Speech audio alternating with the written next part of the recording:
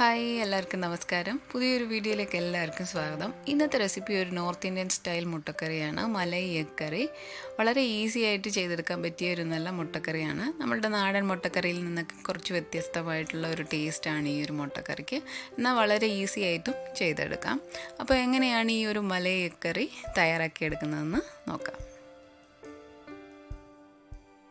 Malai egg കറി തയ്യാറാക്കാനായിട്ട് ആദ്യമേ ഒരു മിക്സിയുടെ ജാറിലേക്ക് 2 മീഡിയം സൈസ് സവാള അരിഞ്ഞത് ചേർത്ത് കൊടുക്കാം. കുറച്ച് വലിപ്പത്തിൽ തന്നെയാണ് അരിഞ്ഞിട്ടേക്കുന്നത്. അതിൻ്റെ കൂടെ 2 പച്ചമുളകും, ഒരു ചെറിയ കഷ്ണം ഇഞ്ചി, 3 അല്ലി വെളുത്തുള്ളി.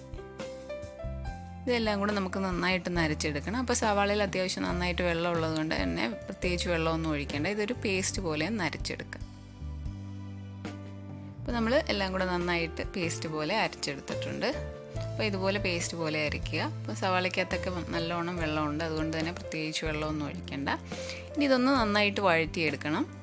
അതിനുവേണ്ടി ഒരു പാൻ വെച്ചിട്ട് അതിലേക്ക് 3 ടേബിൾ സ്പൂൺ എണ്ണ ഒഴിച്ചു കൊടുക്കാം. അപ്പോൾ നമുക്ക് ഇഷ്ടമുള്ള ഏത് എണ്ണ വേണമെങ്കിലും ഒഴിച്ചു കൊടുക്കാം.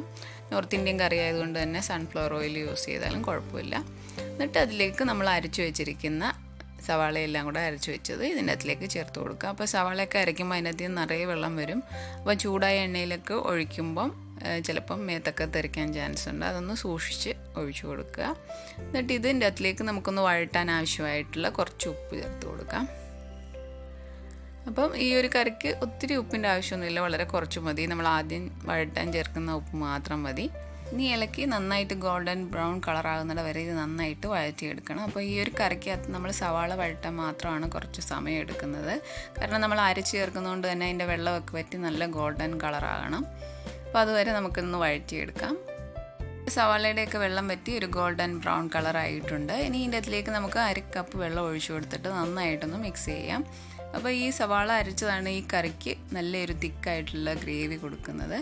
അപ്പം നമ്മൾ വെള്ളം ചേർത്തതിന് ശേഷം നന്നായിട്ടൊന്ന് മിക്സ് ചെയ്ത് കൊടുക്കാം. ഇനി ഇതിൻ്റെ അതിലേക്ക് നമുക്ക് പൊടികളൊക്കെ ചേർത്ത് കൊടുക്കണം. അപ്പോൾ ഇതിൻ്റെ അതിലേക്ക് നമ്മൾ 3 മസാലകളാണ് ഈ ഒരു കറിക്ക് വേണ്ടി ചേർത്ത് കൊടുക്കുന്നത്. അതിൽ ആദ്യം ചേർത്ത് കൊടുക്കുന്നത് 1/2 ടീസ്പൂൺ ജീരകത്തിൻ്റെ പൊടിയാണ്. അതിൻ്റെ കൂടെ 1/2 ടീസ്പൂൺ ഗരം മസാലപ്പൊടി, അതിനുശേഷം 1/2 ടീസ്പൂൺ കുരുമുളക് പൊടി. അങ്ങനെ എല്ലാം 1/2 ടീസ്പൂൺ വെച്ചാണ് ചേർത്ത് കൊടുക്കുന്നത്. ഇതെല്ലാം കൂടെ ചേർത്ത് കൊടുത്തതിന് ശേഷം നന്നായിട്ടൊന്ന് ഇളക്കി ഒരു 1-2 മിനിറ്റ് ഒന്ന് ഇളക്കി മിക്സ് ചെയ്ത് എടുക്കാം. ഇനി ഇതിൻ്റെ അകത്തിലേക്ക് ചേർത്ത് കൊടുക്കേണ്ടത് പാലാണ്, അതായത് പശുവിൻ്റെ പാലാണ് ചേർത്ത് കൊടുക്കേണ്ടത്. അപ്പോൾ ഇതിൻ്റെ അകത്തിലേക്ക് 1/2 കപ്പ് പശുവും പാൽ ചേർത്ത് കൊടുക്കാം. അപ്പോൾ പശുവും പാൽ ചേർക്കാൻ ഇഷ്ടമില്ലാത്തവർ തേങ്ങാപ്പാൽ ചേർക്കാം. തേങ്ങാപ്പാൽ ചേർത്താലും നല്ല ടേസ്റ്റാണ്. അപ്പോൾ നമ്മൾ സാധാരണ കറികളിലൊന്നും പശുവും പാൽ ചേർക്കാറില്ല. അപ്പോൾ അങ്ങനെ ചേർക്കാൻ ഇഷ്ടമില്ലാത്തവരുണ്ടെങ്കിൽ നമ്മുടെ സാധാരണ കറികൾക്കൊക്കെ ചേർക്കുന്ന തൊട്ട് തേങ്ങാപ്പാൽ ചേർത്ത് കൊടുക്കാം. അപ്പോൾ ഒത്തിരി അങ്ങ് കട്ടിയിൽ ചേർക്കേണ്ട, കുറച്ച് കട്ടി കുറച്ചിട്ടുള്ള തേങ്ങാപ്പാൽ ചേർത്ത് കൊടുക്കണം. കാരണം ഇത് നമ്മൾ അടച്ചു വെച്ചൊരു 5 മിനിറ്റ് നന്നായിട്ട് മുട്ടയൊക്കെ ചേർത്ത് തിളപ്പിച്ചെടുക്കണം. അതുകൊണ്ട് തന്നെ കുറച്ച് കട്ടി കുറച്ച് ചേർത്ത് കൊടുക്കുക. അതിനുശേഷം 3 പുഴുങ്ങിയ മുട്ടയാണ് ചേർത്ത് കൊടുക്കുന്നത്. ആ മുട്ടയും കൂടെ ചേർത്ത് നന്നായിട്ടൊന്ന് മിക്സ് ചെയ്ത് എടുക്കാം.